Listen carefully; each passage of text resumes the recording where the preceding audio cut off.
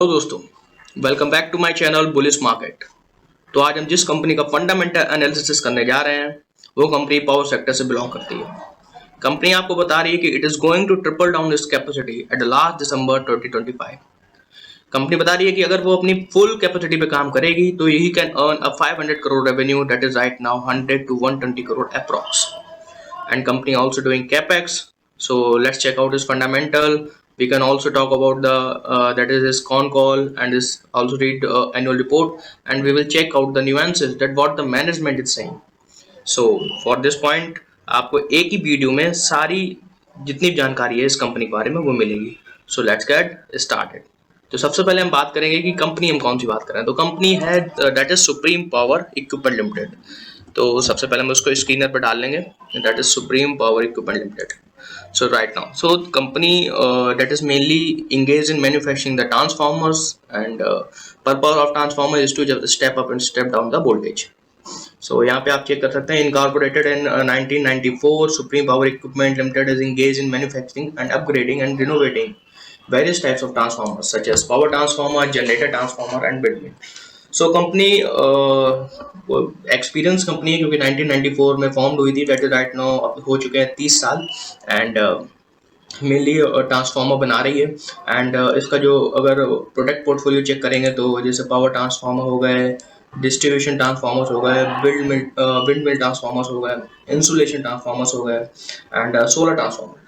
And सबसे जो main highlighting point है वो है सोलर ट्रांसफार्मर्स, क्योंकि अभी इसकी मांग ज़्यादा है, डिमांड ज़्यादा है। सो इट्स वेरी इंपॉर्टेंट कि इस फील्ड में भी ये कंपनी काम कर रही है क्योंकि ये बहुत ही बजिंग सेक्टर है। एंड अगला transformer that is energy efficient transformers, converters and rectifier transformers and insulator generator. तो मेनली कंपनी ट्रांसफार्मर बनाती है डिफरेंट डिफरेंट टाइप से, and these transformer are using in different different industries. अब right now we having an order book company के पास है that is 52.5 crore as of H1 FY 2024 and half yearly. H1 means half yearly. तो now the revenue verifications, मतलब company का जो revenue है वो मेनली किस ट्रांसफार्मर से कितना आ रहा है। तो जैसे डेट इज डिस्ट्रीब्यूशन ट्रांसफार्मर, तो कंपनी का डिस्ट्रीब्यूशन ट्रांसफार्मर से 59.5% रेवेन्यू आ रहा है जो कि ज़्यादा है। एंड पावर ट्रांसफार्मर से 39.7, मतलब इन दो ट्रांसफार्मर से मैक्सिमम रेवेन्यू आ रहा है, that is distribution transformer and power transformer. That and windmill से भी 0.3%, सोलर ट्रांसफार्मर से 5% एंड फर्नेस ट्रांसफार्मर से 0.5%। एंड जहाँ तक कि मैं बात करूँ सोलर ट्रांसफार्मर से, तो मैनेजमेंट, जहाँ तक मैं पढ़ रहा था उनके कॉन कॉल, तो मैनेजमेंट कह रही थी कि सोलर ट्रांसफार्मर से they are going to increase their revenue by fact from last year, that is 5 to 10%। So 10% वो करने वाले हैं जो रेवेन्यू है सोलर ट्रांसफार्मर से।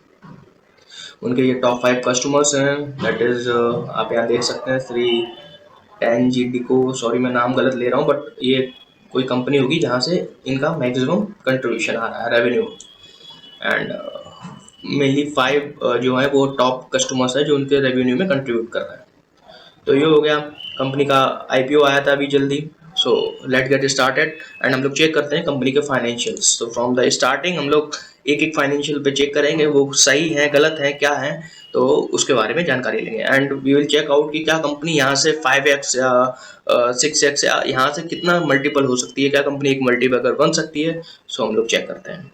एंड आप इसको मेरी एडवाइस मत लेना एज अ इन्वेस्टमेंट, तो आप चेक कर लेना कि आप अपने हिसाब से भी देखना कि या अपने फाइनेंशियल एडवाइजर से भी कंफर्म करना कि क्या आप इस कंपनी में इन्वेस्ट कर सकते हैं या नहीं।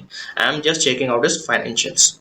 तो सबसे पहले बात करते हैं market cap. So market cap है इसका 620 करोड़। तो मेनली मार्केट कैप क्या शो करता है कि कंपनी की पूरी वैल्यू कितनी है, वो मेनली मार्केट बताता है कि भाई पूरी कंपनी कितने की है। तो कंपनी है 620 करोड़ की। Now the stock P is right now 42.3%। तो स्टॉक पी मतलब प्राइस टू अर्निंग रेशियो, तो मतलब वी कैन नॉट जज any company on the basis of share price. So इसके लिए हमें उसका पी देखना बहुत जरूरी है। पी का मतलब है कि 1 रुपए आप इस कंपनी से अर्न करने के लिए आप कितना रुपए पे कर रहे हो। सो अगर आप 1 रुपए इस कंपनी से अर्न कर रहे हो तो आप इसको 42.3 रुपीज पे कर रहे हो। So that is it. And current price इसका 248 रुपीज चल रहा है, that is right now 248। Book value इसकी है 32.4 एंड बुक वैल्यू मतलब बता दिए कि अगर कंपनी बैंकरप्ट हो जाती है या लिक्विडेट हो जाने के बाद मतलब उसके सारे जो एसेट हैं अगर उसको बेच दिया जाता है तो शेयर होल्डर को कितना पैसा मिलेगा, that is 32.4। And high low जो कंपनी बना चुकी है तो हाई इसका जा चुका है 420 एंड इसका जो लो है दैट इज 95.0 एंड 95 रुपए तक जा चुकी है। And dividend that is dividend is 0। तो डिविडेंड का मतलब है it is like reward company gives to the some amount of money to this share holders and that is from the profit of the company. तो ये कुछ rewards हैं या gift type का समझ लीजिए जो कंपनी अपने प्रॉफिट में से शेयर होल्डर को देती है। Now it's ROC, that is the return on capital employed. तो return on capital employed 37.2 and ROE return on equity that is 30.4। देखिए ROCE and ROE क्या होता है, तो ROE सबसे पहले हम बात करते हैं ROE की। तो percentage of profit earn on the equity capital, मतलब कंपनी के स्टार्टिंग में इक्विटी बेच के जो रुपए मिला है उस पे कंपनी कितना अर्न कर रही है, that is 30.4%। Where as ROC return on capital employed, तो कैपिटल एम्प्लॉयड में क्या हो जाता है कि आपका इक्विटी कैपिटल भी जुड़ जाता है प्लस डेट कैपिटल भी जुड़ जाता है। डेट मतलब जो कंपनी ने कर्जा ले रखा है और इक्विटी कैपिटल होता है जो कंपनी ने अपनी इक्विटी बेच के जो रुपए लिया है तो उन रुपए पे कितना परसेंट कंपनी रिटर्न दे पा रही है, तो that is the ROCE and ROE। सो आप अगर इतना डेप्थ में नहीं जाना चाहते नॉर्मली समझिए कि ROCE एंड ROE 15% से ज्यादा होना चाहिए। एंड ROCE राइट नाउ 37.2% दिखा रहा है, ROE 30%, मतलब ये 15 से ज्यादा है तो it is a good one. And we can also check कि अगर कोई कंपनी डेट ले रही है तो अगर डेट कंपनी ले रही है तो हम लोग उसका मेनली ROCE चेक करेंगे। तो जैसे स्मॉल कैप कंपनीज होती हैं उनमें मेनली क्या होता है कि कंपनी मैक्सिमम टाइम डेट लेती है तो ROCE हमें उनका मोस्टली चेक करना है। एंड जो कंपनी डेट नहीं लेती है या डेट नहीं है उन कंपनी पर तो उनमें हमें मोस्टली ROE चेक करना है। तो यहाँ पे हम चेक कर सकते हैं कि ROCE एंड ROE 15% से ज्यादा है, so it is good. Now बात करते हैं फेस वैल्यू। फेस वैल्यू है 10 रुपए, तो फेस वैल्यू का कोई इतना ज्यादा महत्व नहीं है मेरे हिसाब से। एक्चुअली फेस वैल्यू का स्प्लिट एंड जो कंपनी बोनस देती है उसके लिए होता है। तो यहाँ पे अगर फेस वैल्यू 1 रहेगी तो कंपनी स्प्लिट नहीं दे पाएगी। एंड क्योंकि जब शेयर प्राइस ज्यादा हो जाता है तो कंपनी को उसको कम करने के लिए ताकि जो छोटे इन्वेस्टर्स हैं वो भी उसको ले सकें तो कंपनी यहाँ पे स्प्लिट देती है। तो स्प्लिट वो तभी दे पाएगी जब यहाँ पर उसकी फेस वैल्यू ज्यादा रहेगी, 1 से ज्यादा रहेगी। अगर 2 रहेगी तो उसी हिसाब से स्प्लिट देगी। तो अभी यहाँ पे 10 है तो company can give split and bonus. तो ये यहाँ पे ये हो गया। अब हम बात करते हैं डेट टू इक्विटी। तो जो डेट टू इक्विटी है सो इट इज 0.03%, मतलब कंपनी के ऊपर जो डेट है दैट इज वेरी लेस। तो हमेशा 1 से कम होना चाहिए, अगर 0.5 से कम हो तो बेटर है। छोटी कंपनी में मेनली हम लोगों को डेट देखना चाहिए। अगर कंपनी के ऊपर डेट ज्यादा है तो कंपनी के बैंकरप्ट होने के चांस ज्यादा हो जाते हैं। और तो इसके ऊपर तो बिल्कुल डेट नहीं है तो it is good point, positive point है। Price to book value debt is यहाँ पे चल रहा है 7.65, मतलब मैंने आपको बुक वैल्यू बताई थी 32.4 रुपीज। मतलब अगर कंपनी बैंकरप्ट हो जाती है एंड लिक्विडेट करने के बाद कंपनी अपने शेयर होल्डर को कितना रुपए दे रही है, that is 32.4 rupees. And how many times from its price, तो ये हो गया price to book value that is 7.65। मतलब अगर आप इसका शेयर खरीद रहे हैं तो आप 7.65% ज्यादा या इतने टाइम्स ज्यादा रुपए आपको देना पड़ रहा है कंपनी को एज कंपेयर टू इस बुक वैल्यू। नाउ अगर हम बात करते हैं EPS that is earning per share, मतलब कंपनी पर शेयर कितना अर्न कर रही है, तो ये जितना ज्यादा हो सके उतना बढ़िया है। तो इसका कितना है 5.87। And ROIC that is return on capital invested, means company अपनी कैपिटल को कितना इफिशिएंटली एलोकेट कर रही है। ROIC का मतलब ये है तो कंपनी अपनी जो भी कैपिटल है उसको कितना इफिशिएंटली एलोकेट कर रही है एंड कितना परसेंट उस पर दैट इज रिटर्न कमा रही है। तो इट इज 33.6%। तो ये मेनली हम लोग को इसको चेक करना है कि 15% से ज्यादा होना चाहिए। देखो ROC हो गया, ROE हो गया एंड आपका ROIC हो गया, ये हमेशा मैक्सिमम 15% से ज्यादा होना चाहिए। नाउ हम बात करते हैं रिटर्न ऑन एसेट की। तो जो रिटर्न ऑन एसेट है तो ये क्या है कि it shows how efficiently company use its asset to generate profit. तो कंपनी के कुछ एसेट्स होंगे एंड जो भी मशीनरी रही हो या जो भी एसेट्स हैं कंपनी के पास, तो उसको कैसे इफिशिएंटली यूज करके कंपनी उस पर प्रॉफिट कमा रही है। तो ROA का फार्मूला मेनली होता है net income upon total asset.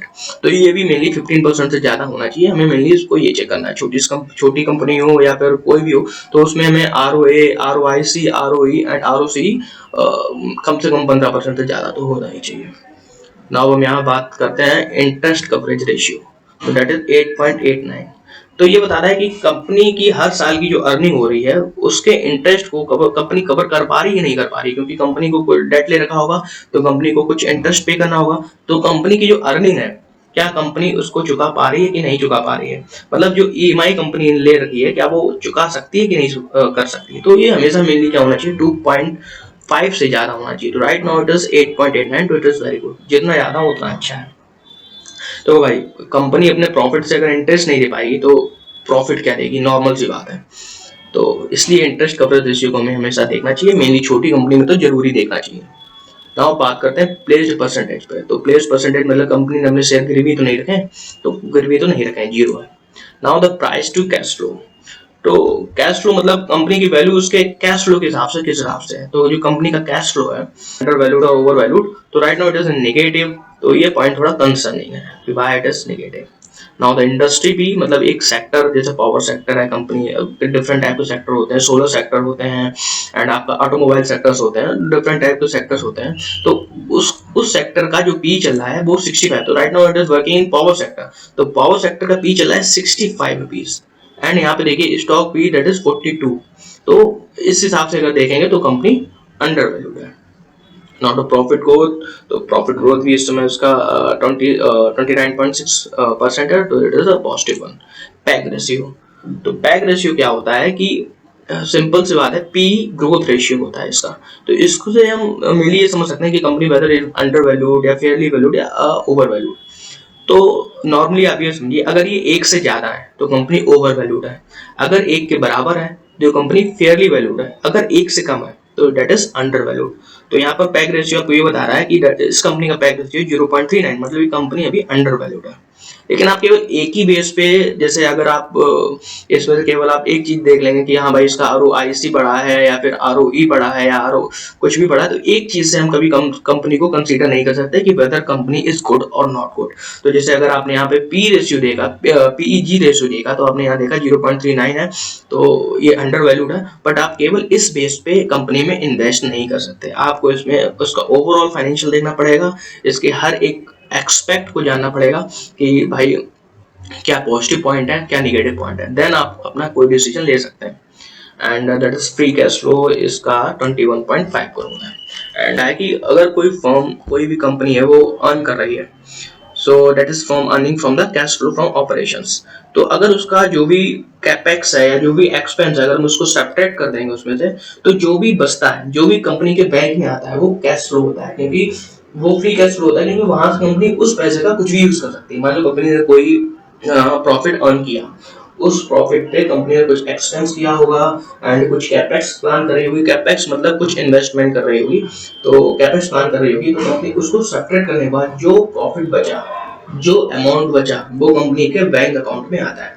तो यहाँ पर ये निगेटिव दिखा रहा है, दैट मीन्स कि कंपनी के पास जो प्रॉफिट है, जो मतलब प्रॉफिट है वो अभी तक आया ही नहीं है। तो यहाँ पे ये कंपनी जो भी उसको शो कर दिया है यहाँ पे बैलेंस शीट में, बट फ्री कैश फ्लो उसका निगेटिव दिखा रहा है। तो चांसेस है कि यहाँ पे कंपनी के पास प्रॉफिट आया नहीं है, तो इसके मेनी चांसेस, तो it should not be negative, ये निगेटिव नहीं होना चाहिए, सबसे बड़ी बात ये है यहाँ पे हमेशा ही पॉजिटिव हो। तो एक्चुअली जो अल्टीमेटली जो कंपनी के पास बच जाता है उसे फ्री कैश फ्लो कहते हैं, that is money in hand. तो right now it is negative, ये थोड़ा कंसर्निंग पॉइंट है। And number of equity shares 2.50, that is इतने करोड़ शेयर है कंपनी के पास।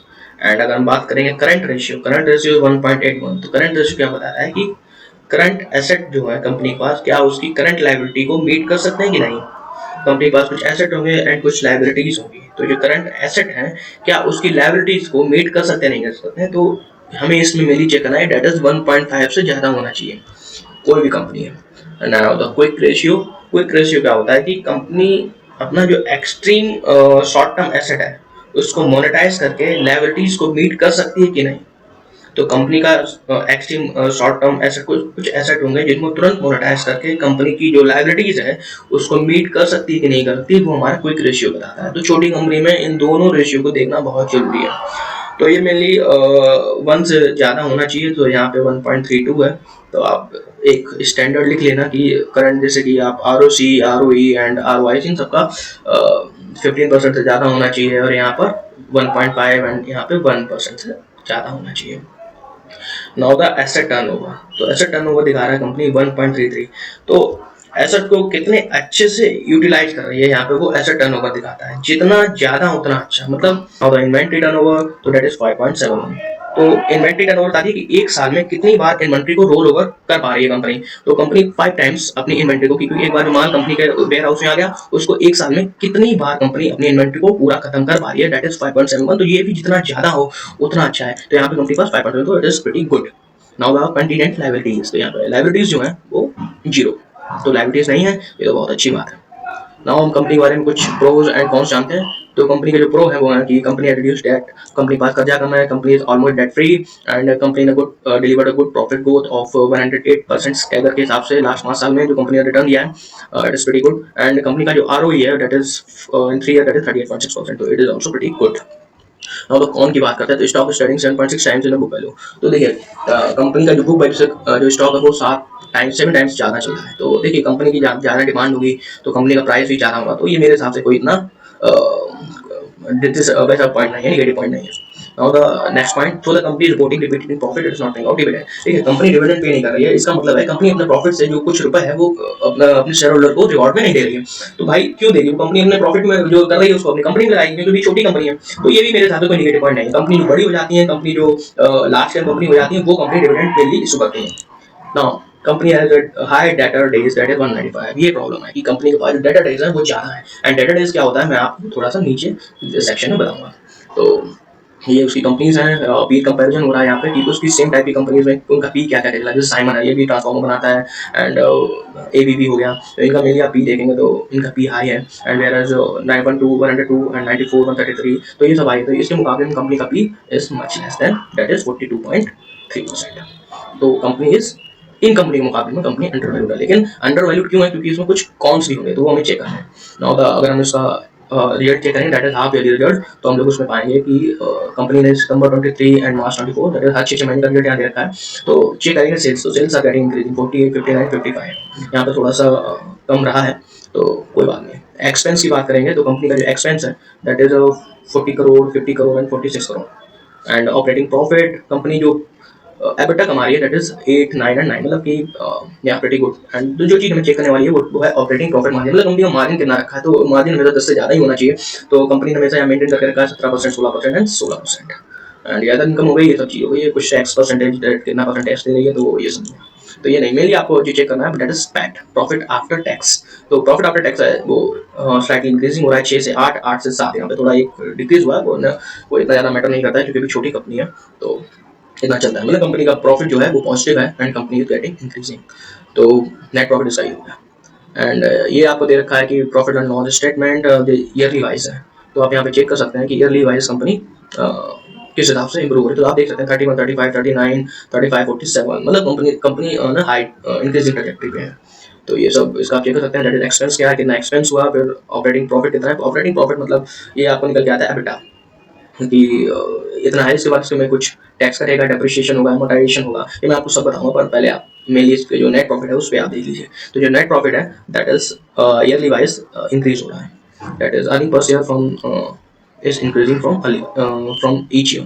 तो यहाँ पर इंक्रीज तो नहीं हो रहा है, बट क्योंकि यहाँ पर कंपनी ने क्या किया था कि यहाँ पे कंपनी अपना IPO लेके आई थी, तो उसका जो अर्निंग पर शेयर होता है, पहले क्या था कंपनी पर शेयर कम थे, तो इसलिए आपको यहाँ पे जो उसका वो दिख रहा था, क्या कहते हैं, पर शेयर अर्निंग दिख रही थी, वो ज़्यादा दिख रही थी। पर अभी क्या हो गया, शेयर ज़्यादा हुआ है, तो कंपनी अर्न तो उतना ही कर रही है, तो इसलिए यहाँ पर अर्निंग पर शेयर कम दिख रहा है। बट आपको यहाँ से जो इंक्रीज देखने को मिलेगा, क्योंकि कंपनी यहाँ से ही स्टॉक मार्केट में लिस्टेड हुई है। तो ये सब हो गया, ये आप देख सकते हैं। Now the important point is balance sheet, हम इसकी बैलेंस शीट चेक कर लेते हैं। तो इक्विटी कैपिटल दैट इज कितना इसमें कंपनी के स्टार्टिंग में जो इन्वेस्टर्स से क्या है कितना है, दैट इज 25 CR जो इस कंपनी में लगा हुआ है। रिजर्व कंपनी का रिजर्व अबाउट 56 का होगा। तो रिजर्व बहुत अच्छी चीज़ है कि कंपनी का अगर अनफोर्सीन सिचुएशन में कंपनी के पास पैसा होना चाहिए जो कंपनी में इन्वेस्ट कर सके। कुछ भी होता है like it's happened in 2020 that is Covid like situation, तो कंपनी के पास कुछ पैसा होना चाहिए। एंड छोटी कंपनी में सबसे पहले देखना है कि बोरोइंग बोरोइंग कितनी, बोरोइंग आना नहीं चाहिए जहाँ कंपनी का बोरोइंग बहुत कम है, दैट इज 2। एंड कंपनी ने आप हम प्रो पढ़ रहे थे तो वहाँ पे लिखा था कि company is reducing their debt, तो 6 से कंपनी ने 2 कर लिया, पहले क्या था ज़्यादा ही था 20 10 8, तो कंपनी का right now is 2। Other liabilities and all this, तो ये सब है। Now the total liabilities and total asset, तो यहाँ पे फिक्स्ड एसेट की बात करते हैं। कंपनी का फिक्स्ड एसेट है that is 4 CR। And CWIP होता है कि कैपिटल वर्क इन प्रोग्रेस, तो कंपनी ये मतलब होता है capex, that is company capex करना कर रही है, तो 32 करोड़ का कंपनी कैपेक्स कर रही है। एंड ये इन्वेस्टमेंट हो गया, ये अदर एसेट्स हो गए कंपनी के पास, that is inventories, trade receivables, cash equivalent, all those things. मतलब कंपनी के पास कितनी इन्वेंट्रीज है तो ये आपको मेनली यहाँ पे चेक कर सकते हैं कि अदर एसेट कंपनी के पास क्या क्या है। तो ये तो हो गया इनका एसेट सेक्शन, ये टोटल लायबिलिटीज। इनमें मेनली इन लोगों को 2 चीजें चेक करनी है, वो हमें रिजर्व एंड बोरोइंग, जो बहुत ही इंपॉर्टेंट है। तो कंपनी का जो रिजर्व है वो 56 है एंड बोरोइंग में कंपनी का डेट कम है। नाउ हम लोग आ जाते हैं अपने कैश फ्लो वाले सेक्शन पे। तो जो कैश फ्लो का सेक्शन है दैट इज शोइंग की cash from the operating activities, तो ये बता रहा है कि कंपनी का जो कोर बिजनेस है उससे कंपनी के पास कितना रुपया आ रहा है। एंड आप यहाँ पे चेक कर सकते हैं कि -6, तो ये कंपनी का मेरे को थोड़ा झोल लग रहा है, झोल नहीं कर सकते, मतलब ये थोड़ा सा इसको देखते हैं पूरा, क्योंकि यहाँ पे कंपनी का जो कैश फ्रॉम ऑपरेटिंग एक्टिविटी है, मतलब कंपनी ने सामान बेचा तो उसका रुपया आना चाहिए कंपनी के पास, लेकिन यहाँ पे -6 CR दिखा रहा है, दैट मींस व्हाट, इसका मतलब ये है कि कंपनी के पास वो रुपया आया ही नहीं। हो सकता है कंपनी के पास वो रुपया 1-2 महीने बाद आया या कुछ समय बाद आया, लेकिन यहाँ कंपनी दिखाया भी है। देखिए profit from operation that is 20.3 crore and receivable मतलब जो रुपया आने वाला है तो वो है 32 करोड़, मतलब इनका 32 करोड़ रुपए अटका हुआ है। हाँ भी आप चेक कर रहे हैं, इसीलिए इन्होंने एक्चुअली क्या किया है कि सेल तो दिखाई है बट यहाँ पर जो रिसीवेबल है वो अभी इनके पास रिसीव नहीं हुआ है, तो ये हम यहाँ पे चेक करते हैं। तो यहाँ पे ये दिखा रहा है -6 करोड़, ये इट शुड बी पॉजिटिव, ये क्योंकि मेन यही पे दिक्कत है कि 32 करोड़ रुपए है वो आना चाहिए कंपनी के पास, एंड यहाँ पे पॉजिटिव दिखना चाहिए। And cash from investing activity, investing activity मतलब कंपनी कहाँ कहाँ इन्वेस्ट कर रही है, तो -32 करोड़, इसीलिए उसने काटा है कि यहाँ पे वो इन्वेस्ट कर रही है। कहाँ पे कर रही है तो ये देख सकते हैं कि फिक्स एसेट परचेस कर रही है, फिक्स एसेट मतलब कुछ लैंड ले रही होगी एंड कुछ मशीनरी परचेस कर रही होगी एंड ऑल दोस थिंग्स, तो इसके लिए यहाँ पे इन्वेस्टमेंट 32 करोड़ का कर रखा है। And cash from the financial activity, मतलब फाइनेंशियल एक्टिविटी मतलब कंपनी के पास जो रुपया आया वो कहाँ से आ रहा है, म्यूचुअल फंड से आ रहा है या फिर शेयर से आ रहा है या फिर कुछ मतलब रिपेमेंट करना है, तो वो सब चीजें यहाँ दी गई। तो जैसे यहाँ पे लिखा है प्रोसीड फ्रॉम शेयर, तो शेयर बेच की कंपनी का जो आया दैट इज 41.84 करोड़ एंड कुछ बोरोइंग ये रखी होगी रिपेमेंट ऑफ बोरोइंग, तो वो भी यहाँ पे करिए, तो दैट इज नेगेटिव में दिखा रहा है 2.18 CR, तो यहाँ से कुछ बोरोइंग को पेमेंट किया गया है। तो ये हो गया हमारा कैश फ्लो स्टेटमेंट। तो कैश फ्लो स्टेटमेंट में आप देख सकते हैं कि ये जो हमें लोगों को मेनली जिस चीज पे ध्यान देना है वो है cash from the operating activity, that should not be negative. Now अब हम बात करते हैं डेटर डेज की, that is the ratio section. अब हम लोग बात करेंगे कि रेशियो सेक्शन में यहाँ कंपनी का debtor days and all those things के बारे में बात करेंगे, inventory days, debt payable and all those things. मैं आपको एक एक करके बताऊंगा। तो डेटर डेज क्या होता है कि प्रोडक्ट सेल करने के बाद पैसा कितने दिनों बाद आ रहा है, तो आप चेक करिए कि कंपनी ने अपना प्रोडक्ट जो ट्रांसफार्मर बेचे हैं उसके कितने दिनों बाद, एवरेज कितने दिनों बाद कंपनी के पास रुपए आ रहा है। तो ये देखिए इंक्रीज हो रहा है 163, 140, 118 एंड 195, तो ये गलत है। इतना क्यों, इतना दिन क्यों लग रहा है, क्या हो रहा है, पैसा क्यों फंस रहा है, तो ये जितना जल्दी जितना कम होगा उतना अच्छा होगा, तो ये मेनली कम होना ही चाहिए छोटी कंपनी के लिए, तो स्पेशली यहाँ पे कम होना ही चाहिए। नाउ बात करते हैं इन्वेंट्री डेज पे। इन्वेंट्री डेज बताता है कि average number of days a company takes to turn its inventory into sales, मतलब कितने दिन लग रहे हैं कंपनी को अपनी जो इन्वेंट्री में रखे सामान को बेचने में, उसको सेल में कन्वर्ट करने के लिए। तो मिनिमम एवरेज दिन जो लग रहा है दैट इज 60, तो ये यहाँ से कम हुआ है, तो it is a good point, मतलब ये और कम होना चाहिए।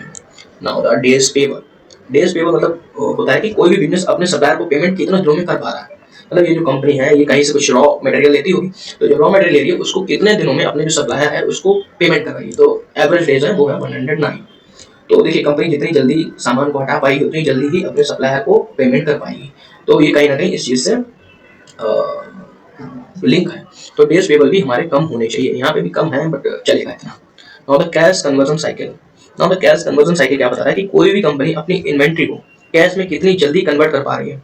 का मतलब इन्वेंट्री जल्दी खाली हो रही है क्योंकि ये शो करता है कि डिमांड ज़्यादा है, तो कितनी जल्दी अपनी इन्वेंट्री को कैश में कन्वर्ट कर पा रही है, that is cash conversion cycle. तो यहाँ पे भी इंक्रीज हो रहा है, दैट इज 146, तो ये भी क्या होना चाहिए, कम होना चाहिए, कि जितना ज़्यादा कम होगा, जितनी जल्दी इन्वेंट्री खाली कर पाएगी तो इसका मतलब कि उतनी ज़्यादा इस चीज़ की डिमांड ज़्यादा है। तो ये मेरे ज़्यादा फर्क नहीं पड़ता बट डेज का कोई इतना, लेकिन फिर भी मतलब ये इंक्रीजिंग नहीं होना चाहिए और कम रहे तो अच्छा है।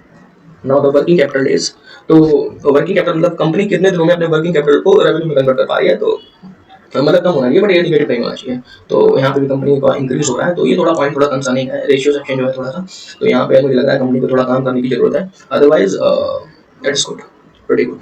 Now the most important point that is share holding pattern. भाई शेयर होल्डिंग पैटर्न में हमें हम लोग क्या चेक करना है कि दैट इज सबसे पहला प्रमोटर्स। तो अब यहाँ चेक कर सकते हैं कि कंपनी का जो प्रमोटर्स है उनके पास 56.56% हिस्सेदारी है, and it is same from the last 2 quarters, तो इट इज सेम। एंड आप यहाँ पे चेक कर सकते हैं कि प्रमोटर्स कौन कौन है, that is B Rajmohan sir, and इनके पास 30.96% की हिस्सेदारी है। वहीं के वी प्रदीप कुमार सर, तो इनके पास 20.51, एंड आप ऐसे करके यहाँ से चेक कर सकते हैं।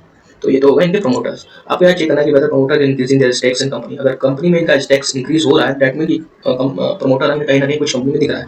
अगर अदरवाइज इंक्रीज नहीं हो रहा तो डिक्रीज तो नहीं होना चाहिए, और सेम है तो इट इज प्रीटी गुड।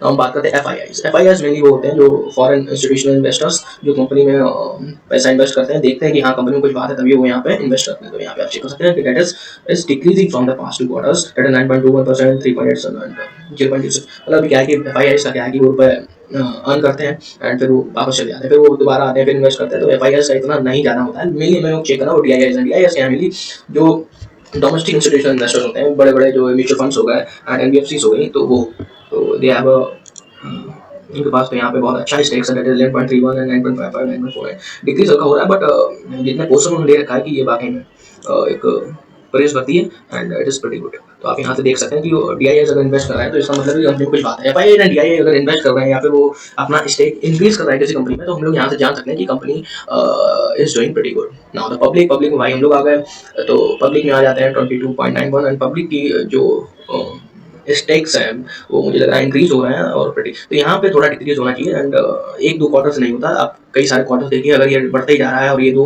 कम होते जा रहे हैं तो ये कंसर्निंग पॉइंट है, अदरवाइज इट इज गुड। तो पब्लिक यहाँ पर ने 33.89% यहाँ पे ले सकता है। तो इधर मार्केट मेकर या फिर आप ये देख सकते हैं, तो इन लोगों ने यहाँ पे 2.80% इतना ले रखा है। यहाँ पे देखिए ये जो बीमा राजा जो है उन्होंने यहाँ पर जो अपनी होल्डिंग है वो बढ़ाई है, दैट इज स्टार्टिंग में 2.37 थी, तो अभी उन्होंने 2.46% कर ली है, तो it is a positive one. Now हम आ जाते हैं उसके डॉक्यूमेंट सेक्शन में। तो यहाँ पे कंपनी का मेनली जो एनुअल रिपोर्ट है या जो भी कंपनी की क्रेडिट रेटिंग है जो दूसरी कंपनीज देती है, तो वो यहाँ पे दिख जाएगी आपको, कौन कॉल्स दिख जाएंगे। तो सबसे नाउ अब हम बात करते हैं उसकी एनुअल रिपोर्ट पे। नाउ कंपनी की एनुअल रिपोर्ट है, तो आप यहाँ पे आ जाते हैं। तो सबसे पहले कंपनी की एनुअल रिपोर्ट, तो वहाँ पे हम चेक कर सकते हैं कि पावरिंग अ ब्राइटर टुमारो ये कंपनी का 19th एनुअल रिपोर्ट है। तो इसमें मेरी कंटेंट ये है कि company overview, financial highlights and all those things. Supreme Power Equipment Limited has been at the forefront of the powering and brighter tomorrow since 1994 with the legacy of excellence. तो company की जो annual report है वो मैंने पढ़ी, and आपको मैं यहाँ पे मेन पॉइंट बता देता हूँ कि कंपनी अगर आगे कैपेक्स कर रही है, कंपनी अगर अपनी कैपेसिटी को इंक्रीज कर रही है, कहीं कहीं लैंड परचेस कर रही है, तो it is a positive point. तो यहाँ पे देख सकते हैं कि कंपनी ने 17,000 से भी ज्यादा यूनिट है वो मैन्युफैक्चर्ड एंड सप्लाई कर चुकी है। कंपनी की जो प्रोडक्शन कैपेसिटी है that is 2500 MVA, that is milli volt ampere. And company का जो एक्सपीरियंस है वो है 30 साल का, सेक्टर सर्व 28+, इतनी स्क्वायर फीट की फैसिलिटीज है। एंड कंपनी की जो कैपेसिटी है, जो करंट कैपेसिटी कंपनी अपनी कंपनी की यूटिलाइज कर रही है वो 30-40%, 35-40%, एंड यहाँ पर 35-40% हो गया कि 900 MVA की तरफ, मतलब कंपनी 900 MVA से ही जो रेवेन्यू कमा रही है। तो आप यहाँ पे चेक करते हैं, मतलब कंपनी की कैपेसिटी इतनी है लेकिन केवल यूटिलाइज कर रही है 35% और 40%, मतलब कंपनी का फुल कैपेसिटी में अगर कंपनी अपनी कैपेसिटी को यूटिलाइज करेगी तो यहाँ पे इसका रेवेन्यू बढ़ सकता है। एंड कंपनी पर ऑर्डर बुक है 50+ करोड़ की। यहाँ पे आप चेक कर सकते हैं रेवेन्यू 113 करोड़ का, 113 करोड़ रेवेन्यू है किस पे, केवल 900 MVA पे, अभी केवल 35% की कैपेसिटी यूटिलाइज हो रही है। तो आप यहाँ पे चेक कर सकते हैं। तो यहाँ पे कंपनी के फाइनेंशियल हाइलाइट्स हैं, कंपनी दिखा रही है कि उसका रेवेन्यू कैसे बढ़ रहा है, कि ये 523 में 99 था, फिर 113 हो गया, तो ये आप लोग यहाँ पे मेनली चेक कर सकते हैं। नाउ अब हम लोग आ जाते हैं यहाँ पे। तो कंपनी का जो की हाईलाइटिंग पॉइंट है, कंपनी ने जो नया ऑर्डर रिसीव किया है that is 12.41 crore, and secure 10.27 crore new order February. अभी 26 करोड़ का सोलर ट्रांसफार्मर में भी एक ऑर्डर कंपनी को मिला है, दैट इज 26 करोड़, तो वो भी एक मेनली हाईलाइटिंग पॉइंट है। तो ये रहा कंपनी का प्रोडक्ट पोर्टफोलियो रिसीव्ड। यहाँ पे रेटिंग दी है, that is short term rating is A4+, that is pretty good.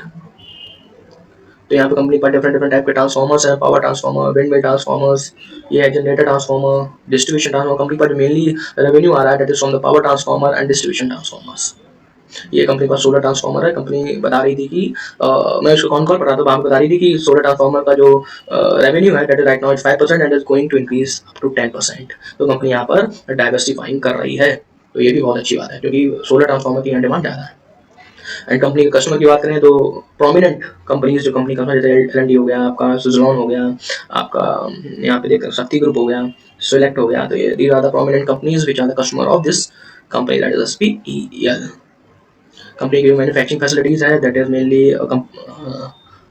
Company में तमिलनाडु में है। Company has one manufacturing facilities spread over the area 8 square feet that is in Chennai, Tamil Nadu.